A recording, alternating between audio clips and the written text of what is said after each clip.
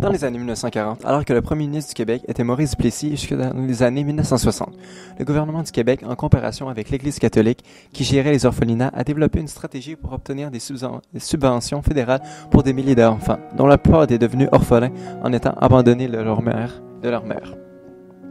Le gouvernement a reclassifié ces orphelinats comme des institutions de santé ou bien les enfants ont été déplacés dans des asiles déjà en place. Dans ces centres, ils ont été victimes de maltraitance comme des agressions sexuelles, physiques et même des tests sur des nouveaux médicaments jamais encore essayés. Et c'est ici que notre histoire commence. Allô, toi! Bonjour, je suis présentement avec Elliot et on s'apprête à aller rencontrer Madame Rose Dufour, écrivaine du livre N'être rien, le livre au sujet des orphelins du Duplessis. Alors, on va lui poser quelques questions pour ce qui est au sujet de l'interview. Alors, venez les amis! C'est chill. Alors, en partant, pourquoi avez-vous décidé au départ d'écrire sur ce sujet? En fait, la vie décide souvent pour nous autres. Hein? Ouais. Moi, je suis née dans un milieu qui était extrêmement modeste et j'ai été très dérangée par la pauvreté. La pauvreté dans toutes ses dimensions, pas juste économique, pauvreté sociale, relationnelle, des gens qui n'ont pas de réseau, pauvreté spirituelle, pauvreté éducative. Et ce qui me bouleversait beaucoup quand j'étais petite, c'était de voir que les personnes qui n'avaient pas beaucoup d'éducation, ils se faisaient avoir par le système. Il manquait de mots pour parler. Et ils avaient peur probablement d'être impolis. Donc, ils se défendaient pas, puis ils se faisaient avoir dans toutes sortes d'affaires. Ça me bouleversait. Ouais. J'aurais voulu pouvoir parler à leur place, j'aurais voulu pouvoir les aider. Et la vie m'a beaucoup servi parce que je suis allée à l'école très longtemps. Mes parents étaient analphabètes. Donc, c'était pas parce que j'étais si fine que ça, c'était parce que les autres, ils croyaient beaucoup à l'étude. Et nos parents disaient, le seul héritage qu'on peut vous donner, c'est aller à l'école, il faut que vous alliez à l'école. Et moi, j'aime passionnément étudier, c'est encore vrai à mon âge, j'imagine. Alors, je suis allée à l'école très longtemps. Et ma grande préoccupation au plan scientifique, ça a été de développer un modèle théorique capable de donner le pouvoir aux personnes avec qui on travaille. Je suis formée en sciences sociales, j'ai une double formation d'infirmière et d'anthropologue. J'ai fait un bac maîtrise et doctorat en anthropologie.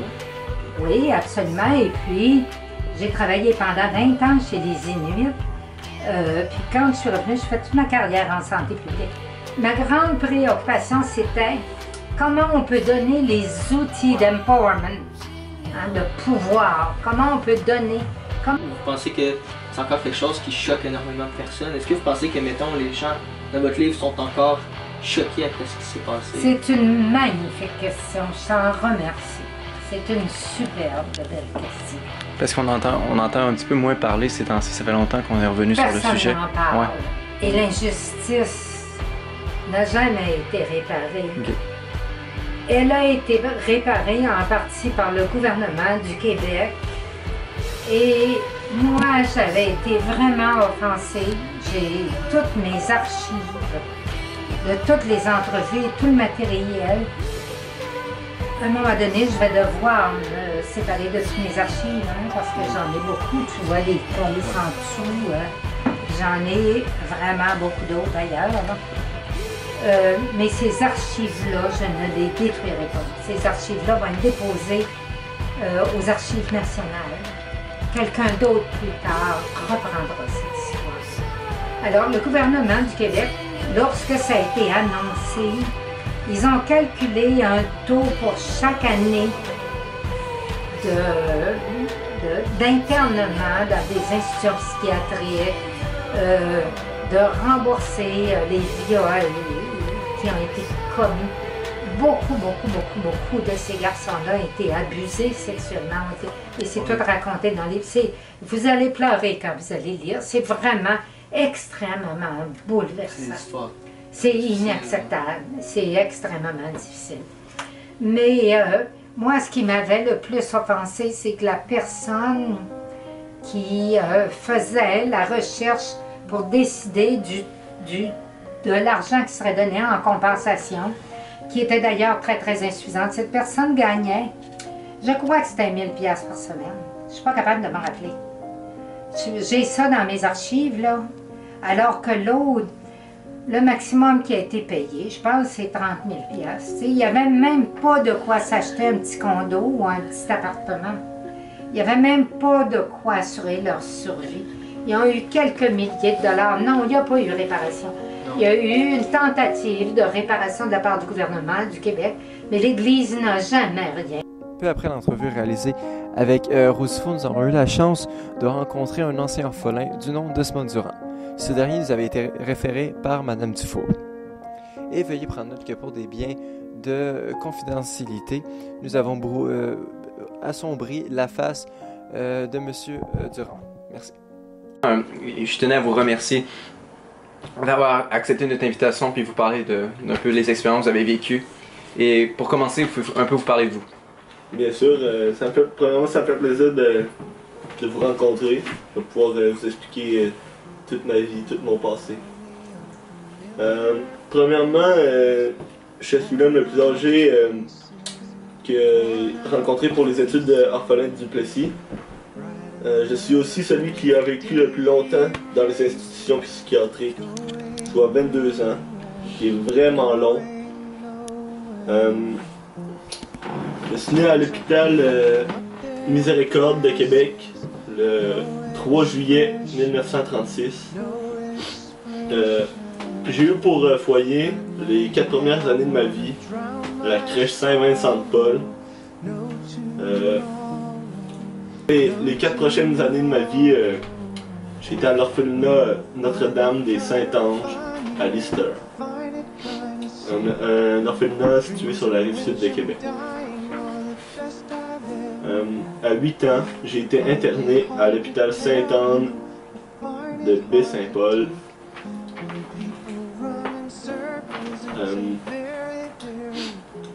J'ai vécu là jusqu'à 30 ans, puis en 1966, j'ai été libéré. En 1992, lorsque j'avais 56 ans, j'ai essayé d'entreprendre des recherches pour trouver ma mère. Bien sûr, elle a accepté immédiatement de me rencontrer.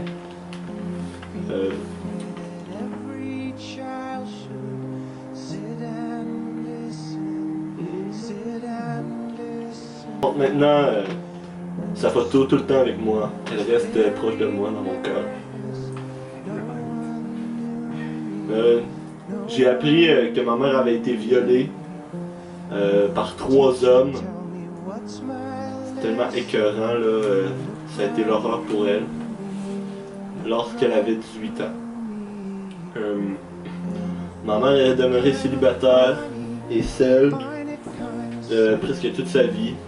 Seulement son frère et sa sœur connaissent la tragédie de sa vie. Elle est maintenant âgée de 82 ans. Pour cette troisième et dernière entrevue de notre première partie de notre projet, nous avons eu la chance de rentrer en contact avec une auteure très connue du nom de Pauline Gilles. C'est même l'auteur qui a écrit le livre Les enfants de Duplessis qui nous a été grandement utile lors de nos recherches dans notre projet. J'ai réussi à rentrer en contact avec elle et j'ai même pu obtenir plusieurs informations qui nous ont grandement aidés. Selon elle, le pardon n'a jamais été fait durant ce problème. Plusieurs orphelins ressentent encore beaucoup d'amertume. Seulement 1000 $ par année d'enterrement ont été donnés par le gouvernement aux orphelins. Aussi, selon elle, elle nous a assuré que aucun test n'était passé aux enfants afin de justifier leur placement dans des établissements pour malades mentaux. En effet, les autorités concernées ont créé des dossiers qui étiquettaient chaque enfant de débilité mentale sans avoir même été examiné.